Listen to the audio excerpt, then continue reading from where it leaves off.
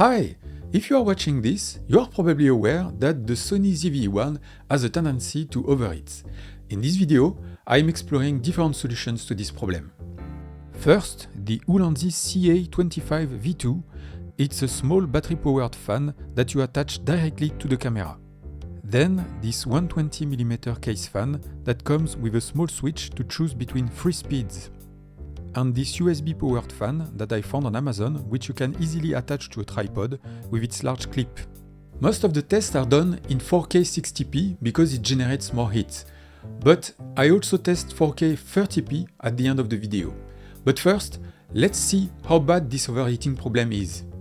During my test, I used this small thermal camera to measure the surface temperature of the Sony ZV-E1 body.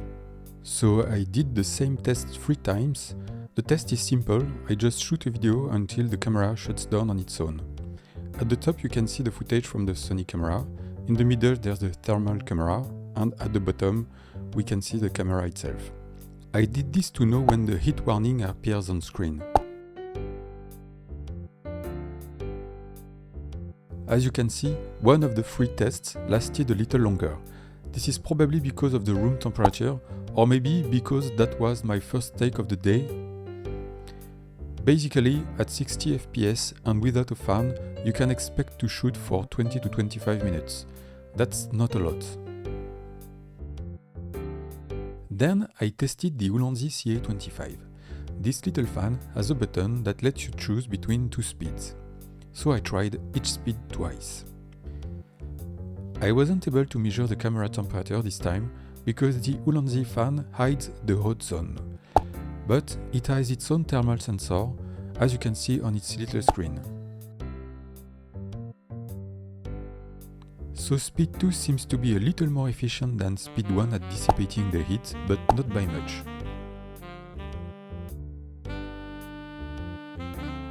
And again, the room temperature seems to have affected the results.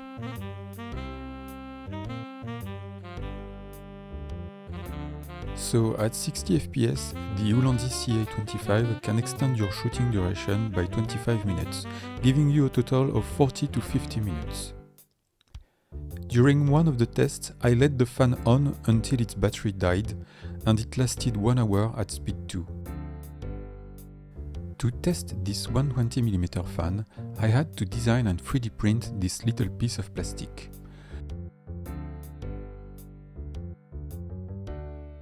The ring is designed to fit the main rod of my tripod, and the other piece is used to hold the fan.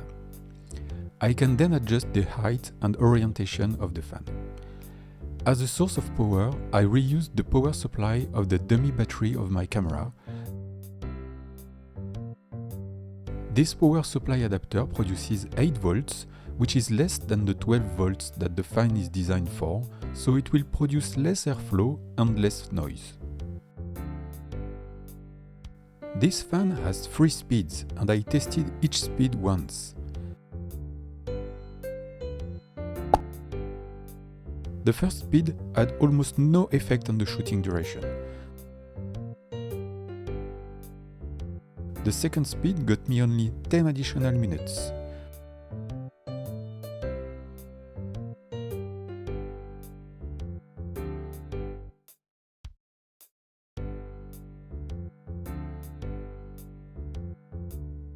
But the third speed was excellent. Not only could I film until there was no more space left on my 256GB SD card, but the heat warning did not even pop up. With the fan on, the surface temperature of the camera is decreased by 5 degrees Celsius. Still, I was quite disappointed with those results, so I tried again, but this time I put the fan much closer to the camera.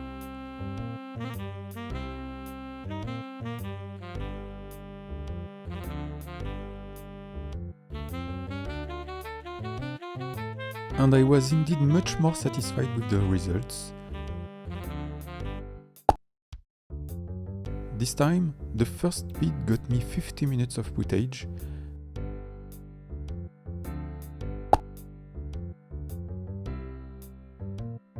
and both speed 2 and 3 were sufficient to record until the SD card was completely full.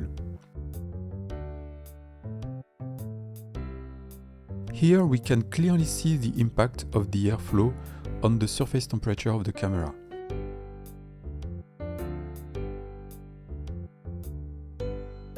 Next, there is this little USB fan, but I didn't really test it because at its lowest setting, it is more powerful than this case fan at its maximum setting.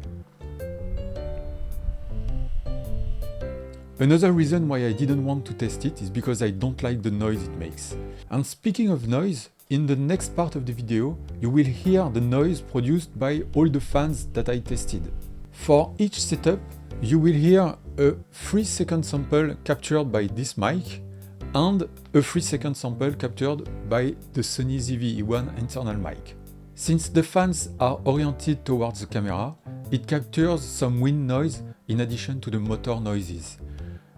During the last sample, you will hear the automatic wind noise reduction kick in.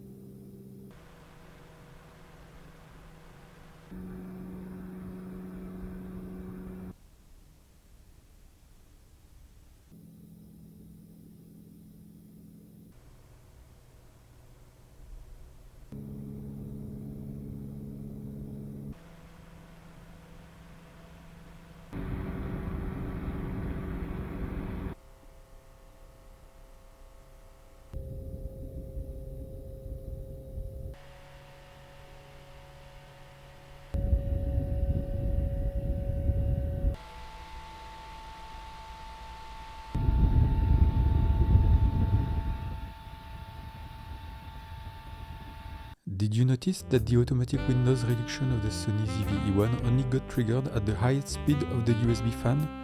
Indeed, it is the noisiest device that I have tested. In comparison, the case fan is much softer, and I bet there are even quieter fans out there. It is especially quiet at its lowest setting. On the other hand, the Ulanzi CA25 is quite discreet, but its noise is picked up a lot by the internal mic of the camera. As a reference, I put the volume of my voice on the right of the chart. Finally, I did a few tests in 4K 30p. Actually, the motivation for all these tests come from a real-life experience I had with the camera. I wanted to record a live event, but only got the first 47 minutes. When I tried to reproduce at home, I got 1 hour and 6 minutes. If you use the Ulanzi fan, it will keep the camera cool until its battery dies. Then the camera will start heating up again.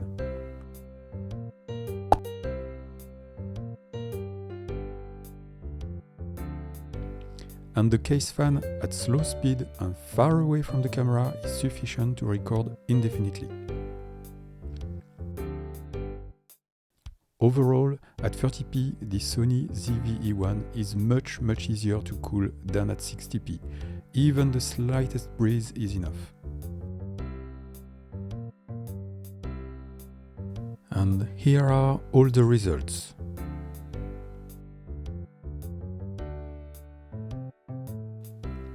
So which cooling solution is the best? It all depends on your needs. If you want a wireless solution, then the Ulanzi CA25 is the only option here. Well, actually, you could use a power bank with any of these fans, but that's not very convenient. Otherwise, if your camera is attached to a tripod, then the best option in terms of noise is the case fan. But you have to be ready to tinker a bit. The USB fan is louder, but easier to set up.